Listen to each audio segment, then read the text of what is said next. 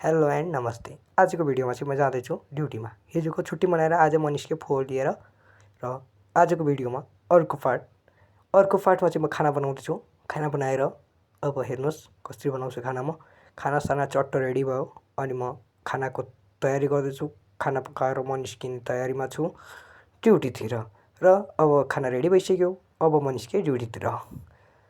Long time हिजो एक दिनको छुट्टीपछि म चाहिँ निस्केँ ड्युटीतिर। अब जानु छ अलिकति टाढा।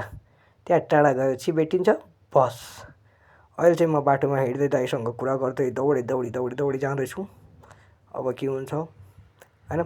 अब ठ्याक्क बस आउने टाइम हुन्छ। सिधा बसमा चढेँ। बसमा चढेको त हेर्नु सिट यताउता केही छैन। सिधा आज पनि उभिएर जानु पर्यो हौ। यस्तो नि हुन्छ। जहिले ड्युटीमा जाँदा उभिएर जानुपर्छ। र अब पुगिसक्यो हामी पसलनिर। पसलनिर आएर हाम्रा काम गर्नेहरू सबैहरू बसेका थिए र सेट हाम्रो आएको थिएन। र पसलमा पुगेर आज हेरेको त केही काम थिएन। दिनभरि बसिबसाइ मात्र हुन्छ। अब कसरी बसिबसाइ हुन्छ त हेर्नुहोस्। बसिबसाइसकेपछि चाहिँ हामी खाना खान लाग्यौँ। आजको खाना हेर्नुहोस्। दाइले चाहिँ यस्तो हेरिराख्नु भएको छ। भिडियो नबना सिसिटिभी छ। भिडियो नबना सिसिटिभी छ भन्दा भन्दै झ्याप्पै मोबाइल समातिदिन्छन्। झ्याप्पै मोबाइल समातिसक्यो। मेरो खाना देखाउँछु अब। खाना हेर्नुहोस्। 2 थाल कटौरी भर्री छ।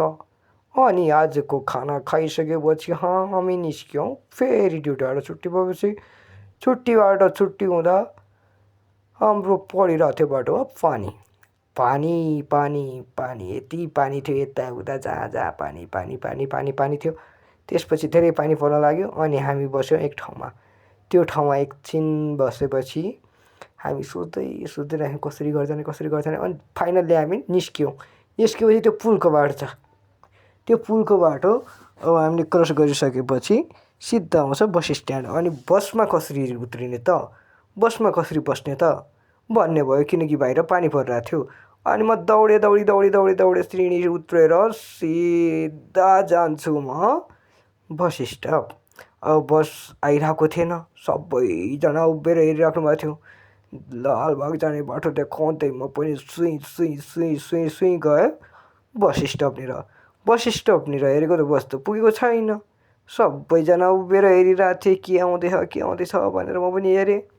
एकछिन उभिएको त बस आएन। यताउता डुल्दै हाम्रो समय गयो। फाइनली बस भेटेर बसमा बस्यो। फेरि अहिले पनि मैले उभिएर आउनु पर्यो।